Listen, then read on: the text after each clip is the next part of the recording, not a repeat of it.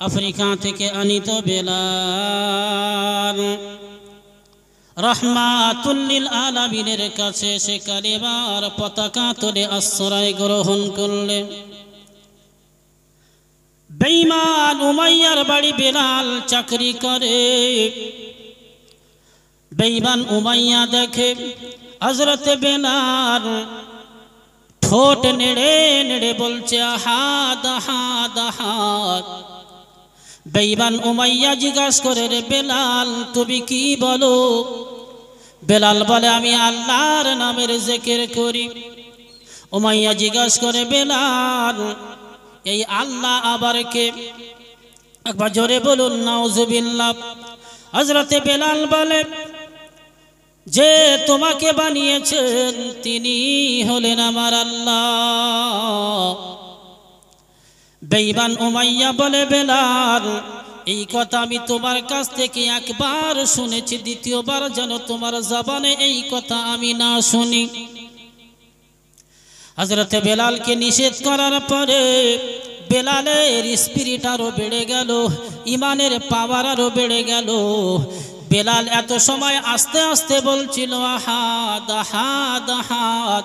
বেঈমান উমাইয়ার নিষেধ করার পরে বেলাল আরো জোরে জোরে বলছে আহাদ আহাদ আহাদ। বেলাল বলছে, উমাইয়া আমার এখন ক্ষুধা লেগেছে রুটি খাওয়ার, তুমি যদি আমার সামনে হালুয়া পোলোয়া বিরিয়ানি দাও আমার ক্ষুধা মিটবে না, আমার তো প্রয়োজন ওই রুটির। আল্লামা ইকবাল বলেছেন, কবিগুরু আল্লামা इकबाल, इश्क और मुस्क दोनों छुपाए नहीं छुपते, इन दोनों को जितना छुपाने की कोशिश करोगे उतना ही ये उभरेगा। সুগন্ধ এবং ভালোবাসা এই দুটো জিনিসকে কখনো কেউ লুকিয়ে রাখতে পারে নাই। এই দুটো জিনিসকে মানুষ যতটাই লুকানোর চেষ্টা করেছে ততটাই প্রচার প্রসার হয়েছে। হযরতে বেলালকে উমাইয়া যখন নিষেধ করে দিয়েছেন, হযরতে বেলাল আরো জোরে জোরে আল্লাহর নামের জিকির করে। বেঈমান উমাইয়া বেলালকে আর না পেরে হযরতে বেলাল সম্মুখে দণ্ডায়মান অবস্থায় উমাইয়া একটা ঘোড়াকে ডাকলো। ওই ঘোড়ার পিছনের পায়ের সাথে রশি বেঁধে দিয়েছে, আর রশির অপর প্রান্ত বেলালের একটা পায়ের সাথে বেঁধে দিয়েছে। বেঁধে দেওয়ার পরে ওই ঘোড়াটাকে আরবের ওই গরম তপ্ত বালুময় ময়দানে হযরতে বেলালকে দৌড় দিয়েছে। ঘোড়া দৌড়ায় আর ঘোড়ার রশির টানে টানে বেলাল হাসড়াতে হাসড়াতে যায়। বেঈমান উমাইয়া বলে, বেলাল তুমি এখনো ফিরে এসো, আমি তোমাকে ছেড়ে দেব। বেলাল দুটো হাত তুলে আল্লাহকে বলে, আল্লাহ তুমি উমাইয়াকে ফিরাইয়া দাও, আমি আল্লাহ আমি বেলালের আযাব সহ্য করতে পারবো গো আল্লাহ, কিন্তু তোমার আযাব সহ্য করার মতো ক্ষমতা আমার নাই। হযরতে বেলাল যখন ঘোড়ার সাথে দৌড় দিয়েছে, বেলাল উমাইয়া ওই পর্যন্ত ক্ষান্ত হন নাই। যখন না শুনছে এই বেঈমান উমাইয়া বেলালকে কোড়া দিয়া তোমার মারছে। হযরতে বেলাল চোখ দিয়ে টপ টপ করে পানি পড়ছে, আল্লাহর কাছে দুখানা হাত তুলে জোরে জোরে কাঁদে। ওই পথ দিয়ে যাচ্ছিলেন আমার আবু বকর সিদ্দিক রাদিয়াল্লাহু তাআলা আনহু। বেলালের কান্নার আওয়াজ পেয়ে হযরতে আবু বকর থমকে দাঁড়িয়ে গেলেন। আরে উমাইয়া, তোদের ধর্মের একটা গোলাম আমার কাছে আছে, আমি আমার কাছ থেকে এই গোলামটা তোকে দিয়ে দিচ্ছি, তুই এর পরিবর্তে বেলালকে ফিরিয়ে দে। বেলাল তুমি আমার কাছে চলে এসো। বেঈমান উমাইয়া বলে, না না, আমি বেলালকে তোমার কাছে দিতে পারি নাই। হযরতে আবু বকর বলে, রে উমাইয়া, এই গোলামটার পরিবর্তে যদি তুমি তাও রাজি না হও তাহলে বেলালকে আমার কাছে বিক্রি করে দাও। হযরত আবু বকর সিদ্দিক রাদিয়াল্লাহু তাআলা আনহু বেলালকে এক পর্যায়ে কিনতে চাইলেন। এই কেনার কথা একে একে বিশ্বনবী জনাবে মুহাম্মদুর রাসূলুল্লাহ সাল্লাল্লাহু আলাইহি ওয়াসাল্লামের কাছে পৌঁছে গেলেন। আমার আপনার নবী বিশ্বনবী জনাবে মুহাম্মদুর রাসূলুল্লাহ সাল্লাল্লাহু আলাইহি ওয়াসাল্লাম বলছেন, আবু বকর, আমি শুনেছি তুমি নাকি বেলালকে কিনতে চাইছো। আরে আবু বকর, তুমি যদি বেলালকে কিনতে চাও, আমি নবী মুহাম্মাদের কিছু শরীক বেলালের কেনার জন্য রাখিও। আমি নবী মুহাম্মদ বেলালের একজন খরিদার হতে চাই। তার কারণ আবু বকর, তুমি বেলালকে কতটুকু চিনো আমি জানি না।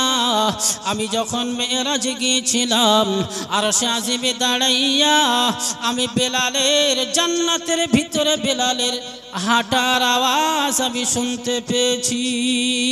একবার জোরে জোরে বলা যায় না?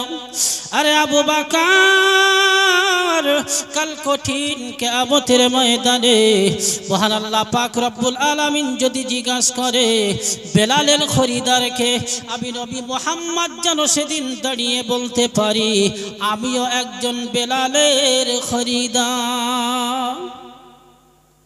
বিশ্বনবী হুজুর পাক সাল্লাল্লাহু আলাইহি ওয়াসাল্লামকে ভালোবাসার কারণে মহান আল্লাহ পাক আমার আপনার নবী বিশ্বনবী হুজুর পাক সাল্লাল্লাহু আলাইহি ওয়াসাল্লাম আল্লাহর কাছে কিয়ামতের দিন সাক্ষী দেবে এই কারণে যে আমিও বেলালের একজন খরিদার। তো নবী পাক সাল্লাল্লাহু আলাইহি ওয়াসাল্লাম যাকে কিনতে চাইছেন তার মর্যাদাটা কি কম? আমার আপনার নবী বিশ্ব নবী মক্কা বিজয়ের পরে যখন মক্কায় চলে আসলেন, মক্কায় এসে দেখে অনেকটা মূর্তি মক্কার ভিতরে বাইতুল্লাহর ভিতরে রাখা আছে। আমার আপনার নবী বিশ্ব নবী হযরত আলী রাদিয়াল্লাহু তাআলা আনহুকে হুকুম করলেন, একটা লাঠি আমার হাতে দাও। ওই মূর্তিগুলো বিশ্ব নবী নিজে হাতে করে ভাঙছেন। আর যখনই ভাঙছেন বিশ্ব নবী কখনো হাসছেন কখনো কাঁদেন। সাহাবায়ে কেরাম রিদওয়ানুল্লাহি তাআলা আলাইহিম আজমাইন এই বিষয়টা লক্ষ্য করলেন। আমার আপনার নবী কি জিজ্ঞাসা করছেন, ইয়া রাসূলুল্লাহ, ইয়া হাবিবাল্লাহ, হুজুর আমরা আপনাকে লক্ষ্য করেছি আপনি যখন মূর্তিগুলো ভাঙেন কখনো কাঁদেন কখনো হাসেন, এই বিষয়টা আমাদের কাছে একটু প্রকাশ করতে হবে। আমার আপনার নবী বিশ্ব নবী হযরত আলী রাদিয়াল্লাহু তাআলা আনহুকে বললেন, আলী এই বাইতুল্লাহটাকে তুমি জমজমের পানি দ্বারা ধৌত করে দাও। আমার আপনার নবী বিশ্ব নবী ওই সময় সাহাবাদেরকে বললেন, ও আমার প্রাণ প্রিয় সাহাবারা, আমার মক্কার জমিনে এমন একটা সময় ছিল আমার কেউ ছিল না আপন বলতে। আমি নবী মুহাম্মদ জন্মের আগেই আমার আব্বা জানকে চিরজীবনের মতো বিদায় দিয়েছি। আমার মা নাই বাবা নাই, আমি একজন এতিম। মক্কার জমিনে আমার সেই সময় কেউ ছিল না, আমার আপন বলতে কেউ ছিল না। এই মক্কার কাফের বেঈমানেরা আমার উপরে এত অত্যাচার নিপীড়ন করেছে, আমি মক্কা থেকে হিজরত করতে বাধ্য হয়েছিলাম। আজ আমি বিজয়ের বেশে মক্কায় যখন এসেছি, যার কারণে আমি মুহাম্মদ চোখ দিয়ে কখনো পানি পড়ে আবার কখনো আমি হাসি। ও আবার প্রাণ প্রিয় সাহাবারা, আজকের আমাদের বড় খুশির দিন, বিজয়ের দিন। আজ আমরা জোহরের বিজয়ের আজান দিয়ে আমরা জোহরের নামাজ আদায় করব। আজকের এই দিনে যে ব্যক্তি বিজয়ের আজান দেবে তার মতো ভাগ্যবান পৃথিবীর জমিনে আর কেউ হতে পারে না। কিন্তু আজকের এই বিজয়ের আজানটা দেবে কে? আমার আপনার নবী মশওয়ারায় বসে গেলেন। সাহাবায়ে কেরাম রিদওয়ানুল্লাহি তাআলা আলাইহিম আজমাইন চতুর্দিক থেকে বসে গেলেন। আমার নবী জিজ্ঞাসা করলেন, ও আমার সাহাবা একজন দাঁড়িয়ে বলো, আজকের বিজয়ের আজানটা তোমাদের মধ্যে কে দেবে? একজন সাহাবী দাঁড়িয়ে বললেন, ইয়া রাসূলুল্লাহ, ইয়া হাবিবাল্লাহ, হুজুর আজকের বিজয়টা আবু বকর ছাড়া আর কে দেবে? তার কারণ হলো আপনি আমাদের সাথে বলেছেন যখন আপনি মক্কা থেকে হিজরত করে মদিনায় গিয়েছিলেন, ওই মদিনায় যাওয়ার সময় আপনার সঙ্গী ছিল হযরতে আবু বকর। আপনি আমাদেরকে এমনভাবে বলেছিলেন, আমি নবী মুহাম্মদ রাতের বেলায় যখন মক্কা থেকে পালিয়ে যখন আবু বকরের বাড়িতে গেলাম, আবু বকরের দরজায় হালকা করে নক করেছি, আমার প্রাণপ্রিয় সাহাবা হযরতে আবু বকর সাথে সাথে দরজাটা খুলে দিয়েছে। আমি নবী মুহাম্মদ বড় অবাক হয়ে গেলাম। আমি জিজ্ঞাসা করি, আবু বকর তুমি এখনো কি ঘুমাও নাই? আবু বকর বলেন, ইয়া রাসূলুল্লাহ, ইয়া হাবিবাল্লাহ, হুজুর আপনি মনে করে দেখুন বহুদিন হয়ে গেছে, আজ প্রায় 2.5 থেকে 3 বছর অতিবাহিত হয়ে গেছে। আপনি নবী আমাকে বলেছিলেন, রে আবু বকর আমি মক্কা থেকে হিজরত করব, আর এই হিজরতের সঙ্গী আবু বকর তুমি হবে। আজ 2.5 থেকে 3 বছর হয়ে গেছে। আমি আবু বকর আবার সারা দিনের কাজকর্মগুলো করে নিয়ে যখন সন্ধ্যা হয় মাগরিবের নামাজটা আদায় করে দীর্ঘ 2.5 বছর ধরে আমি দরজায় পিঠটা লাগিয়ে দাঁড়িয়ে থাকি গো নবী। ইয়া রাসূলুল্লাহ, ইয়া হাবিবাল্লাহ, হুজুর আজ দীর্ঘ 2.5 বছর আমি ঘুমাই না। ইয়া রাসূলুল্লাহ, ইয়া হাবিবাল্লাহ, হুজুর আমি জানি আপনি মক্কা থেকে আসবেন, আপনার আব্বা নাই, মা নাই, আপনার আপন বলতে কেউ নাই, শত্রুরা আপনাকে চারিদিক থেকে ঘিরে ফেলাবে। আমি আবু বকর যদি ঘুমিয়ে যাই, আর আমি আবু বকর দুনিয়ার জমিনে বেঁচে থাকতে শত্রুরা যদি আপনার উপরে আক্রমণ করে, আমি আবু বকর দুনিয়ার জমিনে বেঁচে থেকে কোনো লাভ নাই। ইয়া রাসূলুল্লাহ, ইয়া হাবিবাল্লাহ, হুজুর আমি শুধু আবু বকর ঘুমাই না তা নয়, আমার ছোট্ট মেয়ে আসমা সেও আজ দীর্ঘ 2.5 থেকে 3 বছর ঘুমায় না। আবার ছোট্ট মেয়ে আসমা সে বলতো আমার নবী আসবে মক্কা থেকে, অনেকটা দূর সফর, জানি না আমার নবী কোথায় নাস্তা করবে। আমার ছোট্ট মেয়ে আসমাটা প্রতিটা রাতে নাস্তা বানিয়ে আপনার জন্য অপেক্ষা করে। আমি আবু বকরের সাথে সাথে আমার ছোট্ট মেয়েটা যে দীর্ঘ 2.5-3 বছর সেও ঘুমায় না। ইয়া রাসূলুল্লাহ, ইয়া হাবিবাল্লাহ, হুজুর আমি আবু বকর ঘুমাই না তা নয়, আমার ছোট্ট মেয়ে আসমা ঘুমায় না তা নয়, আপনার জন্য আপনি দূর সফরে যাবেন, আপনার সফরের জন্য 2টা উট আমি ক্রয় করেছিলাম গো নবী। আপনি একটা বার তাকিয়ে দেখেন, ওই খুঁটির গোড়ায় 2টা উট আজ দীর্ঘ বছর ধরে বাঁধা আছে। ওই 2টা উট পর্যন্ত প্রতিটা রাতে ওই মক্কার পথের দিকে তাকিয়ে দাঁড়িয়ে থাকে, আমার নবী কখন আসবে, আমার নবীকে পিঠে নিয়ে মদিনায় সফর করব গো নবী। আমার আপনার নবী বিশ্ব নবী আবু বকরের জবানে এই কথাগুলো শুনে বড় অবাক হয়ে গেলেন। আরে আবু বকর এমন ত্যাগ কি মানুষ মানুষের জন্য করতে পারে আমার জানা ছিল না। আরে আবু বকর আজ আমার কষ্টের রাত, আবার দুনিয়ার জমিনে মা নাই, বাবা নাই, আবার মতো এতিম অসহায়, দুনিয়ার জমিনে কেউ নাই, আপন বলতে কেউ নাই। আজ আমার কষ্টের রাত, এই কষ্টের রাতে আবু বকর আমি তোমার জন্য কি দোয়া করব? আল্লাহর কাছে 2টো হাত তুলে দোয়া চাই। আরে আবু বকর, আয় রব্বি আল্লাহ, আবু বকরের সফর আজকে আমার সাথে হয়তো শুরু হয়েছে, এই আবু বকরের সফর মদিনায় শেষ হবে তা নয়, আবু বকরের সফর শেষ হবে আমার সাথে জান্নাতের ভিতরে। একবার জোরে জোরে বলুন ইয়া রাসূলুল্লাহ, ইয়া হাবিবাল্লাহ, হুজুর সুতরাং আজকের বিজয়ের আজানটা দেবে হযরত আবু বকর। নবী বললেন তুমি বসো, আর একজন দাঁড়িয়ে যাও, আর একজন দাঁড়িয়ে গেলেন। ইয়া রাসূলুল্লাহ ইয়া হাবিবাল্লাহ হুজুর আজকের বিজয়ের আজানটা দেবে হযরতে উমর।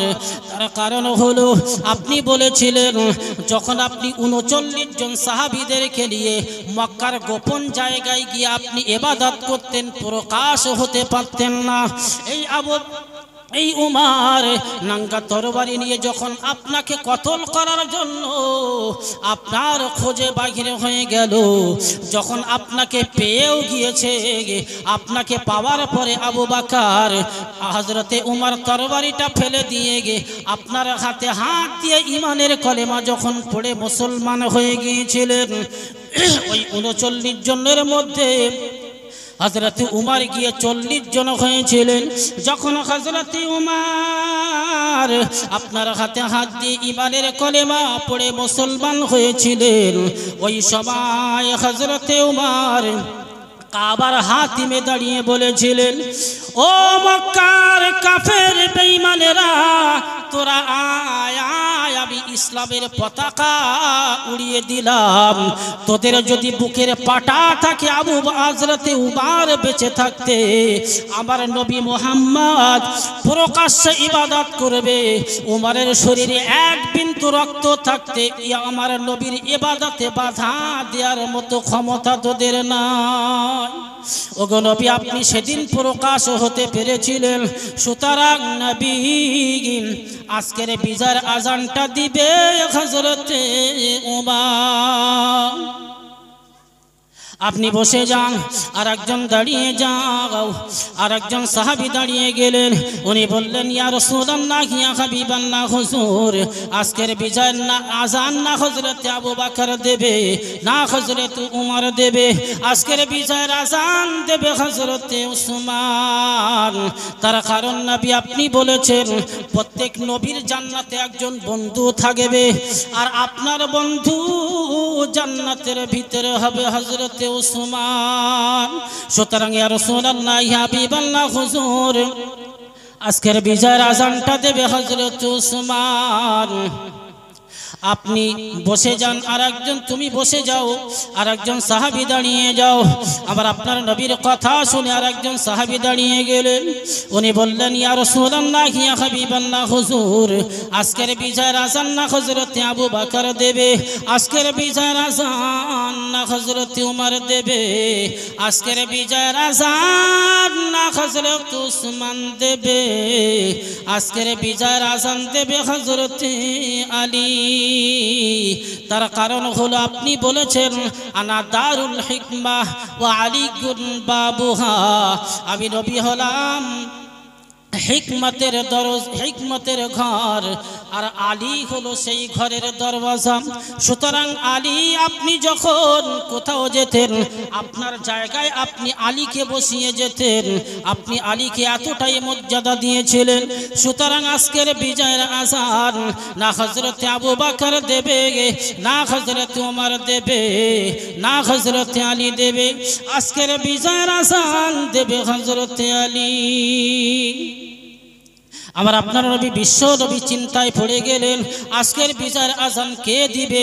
আমার নবী চিন্তায় পড়ে গেলেন, সাথে সাথে মহান আল্লাহ পাক রব্বুল আলামিন জিবরাইলকে পাঠিয়ে দিলেন, যাও যাও আমার নবী চিন্তিত অবস্থায় আছে, আজকের বিজয়ের আজানটা কে দেবে তুমি বলে দাও। সাথে সাথে হযরতে জিবরাইলের আগমন, জিবরাইল এসে বললেন ইয়া রাসূলুল্লাহ ইয়া হাবিবাল্লাহ হুজুর আসসালামু আলাইকা ইয়া রাসূলুল্লাহ ইয়া হাবিবাল্লাহ। আজকের মহান আল্লাহ পাক রব্বুল আলামিন সিদ্ধান্ত করে পাঠিয়ে দিয়েছেন আজকের বিজয়ের আজান না হযরতে আবু বকরের কণ্ঠে হবে, আজকের বিজয়ের আজান হযরতে উমরের কণ্ঠে হবে না, আজকের বিজয়ের আজান হযরত উসমানের কণ্ঠে হবে না, আজকের বিজয়ের আজান হযরতে আলীর কণ্ঠেও হবে না, আজকের বিজয়ের আজান দেবে আফ্রিকার ওই হাবশী বেলাল। একবার জোরে জোরে বলুন। আজকের বিজয়ের আজান কেউ দেবে না, হযরত বেলালের কণ্ঠে আজকের আজান হবে। মহান আল্লাহ পাক রব্বুল আলামিন তানার হাবিবের সাথে সম্পর্ক ভালো রাখার কারণে মহান আল্লাহ পাক রব্বুল আলামিন বেলালকে কতটা সম্মান দিয়েছেন। যে জায়গায় আবু বকর টিকলেন না, উমর টিকলেন না, হযরত ওসমান টিকলেন না, আলী টিকলেন না, টিকে গেলেন কে? সেই আফ্রিকার গরিব অসহায় হযরত বেলাল। কিসের কারণে? নবী পাক সাল্লাল্লাহু আলাইহি ওয়াসাল্লামকে ভালোবাসার কারণে। তো হুজুর পাক সাল্লাল্লাহু আলাইহি ওয়াসাল্লামের সাথে যদি আমি আপনি সুসম্পর্ক রাখি, মহান আল্লাহ পাক রব্বুল আলামিন নবীর ভালোবাসা রক্ষার্থে আল্লাহ পাক জিরো থেকে হিরো বানিয়ে দিতে পারেন। জোরে বলুন সুবহানাল্লাহ। আর নবীর সাথে যদি আমি আপনি শত্রুতা রাখি, তাহলে মহান আল্লাহ পাক রব্বুল আলামিন হিরো থেকে জিরো বানিয়ে দিতে পারেন। যেমন 13 বছর আবু জেহেল নবীর সুহবতে থাকার কারণে ঈমান নসিব হয় নাই। আবু জেহেলের একটা প্রসার প্রভাব সেই সময় আরবের জমিনে ছিল। নবীর সাথে শত্রুতা করার কারণে মহান আল্লাহ পাক রব্বুল আলামিন আবু জেহেলকে হিরো থেকে জিরো বানিয়ে দিয়েছেন। তাই বলি আমার যুবক বাবা জানেরা, এখনো সময় আছে। জানি না কখন মহান আল্লাহ পাক রব্বুল আলামিন আমাদের এই পৃথিবীর জমিন থেকে ডাক চলে আসে, কারো জানা নাই। ও আমার যুবক ভাই জানেরা, এখনো সময় আছে। নবী পাক সাল্লাল্লাহু আলাইহি ওয়াসাল্লামের সাথে সম্পর্ক যদি ভালো রাখতে পারি, কথার কসম করে বলি, মহান আল্লাহ পাক রব্বুল আলামিন ইহকালে এবং পরকালে উভয় কালে কল্যাণ দান করবেন। মহান আল্লাহ পাক রব্বুল আলামিন বারবার আমাদেরকে স্মরণ করিয়ে বলে, ও আমার ভাই বাবা জানেরা, মহান আল্লাহ পাক রব্বুল আলামিন এই দুনিয়ার জমিনে আল্লাহর না কোনো ছেলে আছে, না কোনো মেয়ে আছে যে আল্লাহকে আল্লাহ বলে ডাকবে। ও আমার যুবক ভাই জানেরা, মহান আল্লাহ পাক রব্বুল আলামিন বলেন, দীর্ঘ 10 মাস 10 দিন ধরে যে মা আপনাদেরকে গর্ভে ধারণ করেছে, অনেক কষ্ট পরিশ্রম করে শুধু একটা বার মা ডাক শোনার জন্য। সন্তানের প্রতি মা যদি অনেক রাগান্বিত হয়ে থাকে, তবুও মহান আল্লাহ সেই মাকে যদি আপনি একটা বার মা বলে ডাকেন, সমস্ত দুঃখ কষ্ট ক্লান্তি সব কিছু ভুলে গিয়ে সন্তানকে মা আবার কোলে তুলে নেয়। আমার আল্লাহ বলে, ও গো আমার বান্দা বান্দিরা, তোরা তোদের মাকে মা বলে ডাক, তোরা তোদের আব্বাকে আব্বা বলে ডাক। তবুও তোদের আব্বাকে আব্বা বলে ডাকার সাথে সাথে তোদের আব্বা এবং মা যতটা পরিমাণে খুশি হয়, আমি আল্লাহ পাককে যদি একটা বার তোদের আব্বা মাকে ডাকার ফাঁকে ফাঁকে আমি আল্লাহ পাককে একটা বার আল্লাহ বলে ডাকিস, আমি আল্লাহ পাক তোদের পিতা মাতারা যতটা খুশি হয় তার থেকে 70 গুণ বেশি পরিমাণে খুশি হই।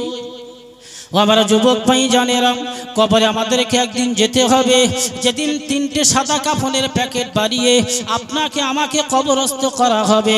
কবরের ভিতরে যখন 2 জন ফেরেশতা এসে আমাদের মুখমণ্ডল থেকে কাফনের কাপড়টা সরিয়ে দেখবে, এর চেহারাটা, এর মুখমণ্ডলটা বুশের মতো বানানো, এর চুলের কাটিংগুলো ক্রিকেটারের মডেলদের মতো মডেল বানানো।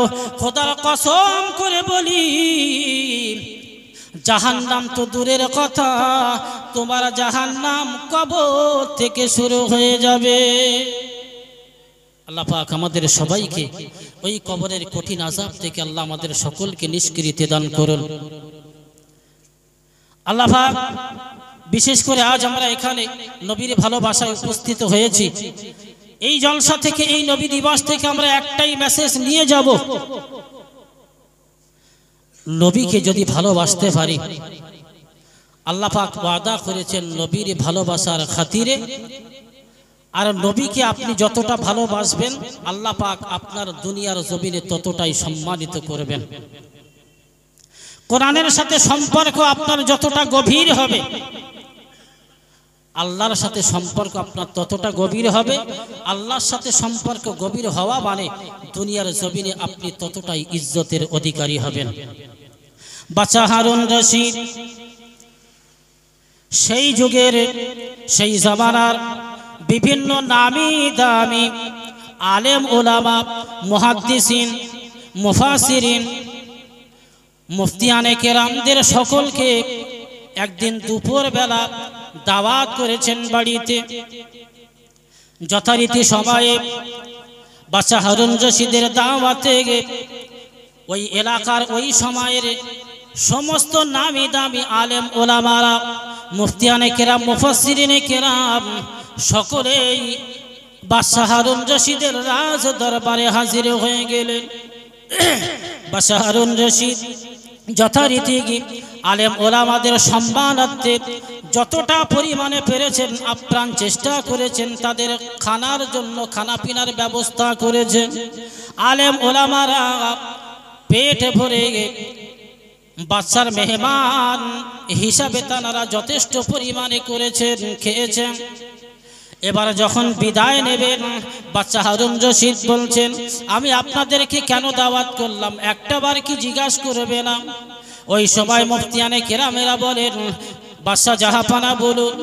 ওই সময় বাদশা হারুন রশিদ বলছেন, ও আলেম ওলামারা, আমি আপনাদেরকে দাওয়াত করেছি একটা প্রশ্নের উত্তর জানার জন্য। আলেমেরা বলেন, আপনার প্রশ্ন আপনি করুন, আমরা চেষ্টা করব যথাযথ উত্তর দিতে। বাদশা হারুন রশিদ বলছেন, ও আলেম ওলামারা, মুফাসসিরিনে কেরাম, আমার আপনাদের কাছে জানার বিষয়টা হলো এই, আমি বাদশা হারুন রশিদ জান্নাতি না জাহান্নামী? আমাকে বলে দিতে হবে। আমি বাদশা জান্নাতে যাব না জাহান্নামে যাব, তোমাদেরকে বলে দিতে হবে। প্রশ্নটা কিন্তু ভীষণ কঠিন। ওই সবাই উপস্থিত সকল আলেম ওলামা বাদশা হারুন রশিদের উত্তরে প্রশ্নের হতভম্ব হয়ে গেলেন। ওই সবাই আলেম ওলামারা বললেন, বাদশা জাহাপানা, এমন এর উত্তর তো সঠিকভাবে দেওয়া আমাদের দ্বারা অসম্ভব। তার কারণ হলো আমরা সঠিকভাবে বলতে পারবো না আপনি জান্নাতি না জাহান্নামী।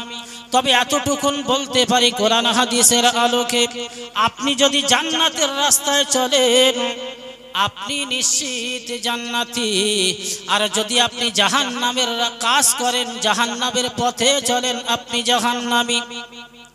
কিন্তু আপনি নিশ্চিত জান্নাতি কি জাহান্নামী এটা আমাদের দ্বারা বলা অসম্ভব। বাদশা বললেন, তোমাদের উত্তরে আমি খুশি হলাম না, আমাকে ডাইরেক্ট বলে যেতে হবে আমি জান্নাতি না জাহান্নামী। ও আমার ভাই বাবা জানেরা, ওই সময় সমস্ত আলেম ওলামারা উত্তর না দিতে পেরে সবাই একে একে বিদায় নেবে এমন ভাব। সেই সময় পিছন দিক থেকে একজন 9 বছরের যুবক দাঁড়িয়ে বলছেন, বাদশাহ, আপনি যদি আমায় অনুমতি দেন আপনার প্রশ্নের উত্তর আমি দিয়ে দেব। একজন 9 বছরের বালক দাঁড়িয়ে গেলেন। বাদশা জাহাপানা বলছেন, তাহলে তুমি আগে চলে এসো, উত্তরটা দাও। ওই সময় বাদশা এই ছোট্ট 9 বছরের বালকটা বলছেন, বাদশা তাহলে আমাকে আগে নেয়ার ব্যবস্থা করুন। বাদশা হারুন রশিদ ওসির ওসারাদেরকে হুকুম দিলেন, ওই বাচ্চাটাকে আগে আনা হোক। ওই 9 বছরের যুবকটাকে আগে নেওয়া হলো। ওই 9 বছরের যুবকটা দাঁড়িয়ে বাদশাকে বলছে, বাদশাহ আপনার প্রশ্নটা আর একটা বার রিপিট করুন। ওই সময় বাদশা হারুন রশিদ বলছে, ওহে বালক, আমি জানতে চাইছি আমি বাদশা হিসাবে আমি বাদশা হারুন রশিদ জান্নাতি না জাহান্নামী? ওই সময় 9 বছরের যুবকটা বলছে, বাদশাহ আপনি একটা লজিক আমায় বলুন, যে উত্তর দেয় সে জ্ঞানী না যে প্রশ্ন করে সে জ্ঞানী? এর উত্তরটা আমায় দিতে হবে। বাদশা হারুন রশিদ বলছে, যে উত্তর দেয় সেই হলো জ্ঞানী। ওই 9 বছরের যুবকটা বলছে, ওগো বাদশাহ জাহাপানা, আমি যে উত্তর দেয় সে যদি সম্মানীয় ব্যক্তি হয়, তাহলে আপনি যে সিংহাসনে বসে আছেন ওই সিংহাসনে আমার জায়গা করে দিন, আর আপনি ওই নিচে বসে যান। বাদশাহ হারুন রশিদ যেহেতু উত্তর নেবেন, উত্তর জানার জন্য ওই সবাই নিজে ওই নিচে শ্রোতাদের মজলিসে বসে গেলেন।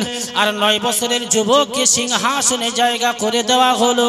ওই 9 বছরের যুবক বলছেন, বাদশাহ আপনার প্রশ্নটা আর একটা বার রিপিট করুন।